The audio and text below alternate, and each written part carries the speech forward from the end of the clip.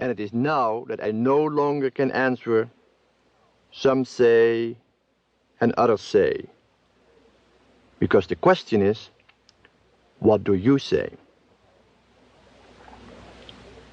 The question about my own spiritual life is a very hard one, because it forces me to take nothing, absolutely nothing, for granted. Neither good or evil, neither life or death, neither man or God. And I would not be surprised if after all it was the love of the many who led me from one adolescence to another that gave me the courage to strip myself naked and to walk away with the frightening happiness of finally being on my own. It is frightening because, to use Dante's words, in the middle of my life I find myself in a dark wood where the straight way is lost. But it also is a happy experience, because I feel a new freedom and a new desire to tell all whom I love what I see, what I hear, and what I feel.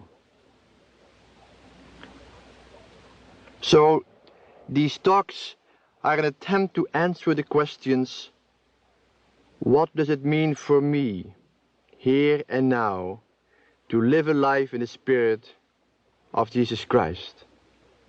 And it is my growing conviction that my life does not belong to me alone, and that the articulation of my personal experience is the only way I will ever be able to return some of the gifts which I have received. I also have the strong sense that I am now able to give form to a few ideas which have remained foggy and undefined until now. And most of all, I am convinced that what is experienced as most unique often proves to be most solidly embedded in the common condition of being human. Only seldom will I be able to find words and images which can adequately express what I understand my spiritual life to be. Therefore, I will have to use expressions of others who struggled with the same questions, but which were more capable in giving shape to their struggle. But these expressions are used not so much to delve in their world as well as to express my own. In a society which places great value on development, progress and achievement, the spiritual life becomes subject to concerns such as these. How far advanced am I in the spiritual life? Have I progressed since I started on the spiritual path? In what stage am I, and how do I move to the next level? When will I reach the moment of union with the divine or the experience of enlightenment? Although none of these questions are meaningless, they can become dangerous against the background of a success-oriented society.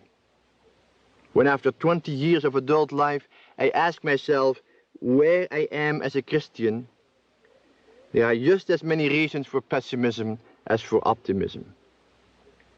Many great saints have described their religious experiences, and many lesser saints have systematized them into different phases, levels, or stages. And these distinctions can be helpful for those who write books. But it seems of utmost importance to leave the world of measurement behind when we want to speak about the life of the Spirit. Many of my real struggles of 20 years ago are still very much alive.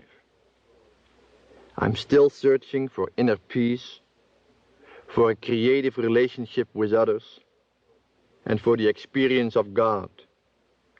And neither I nor anyone else has any way of knowing if the small psychological changes of the past years have made me more or less a spiritual man.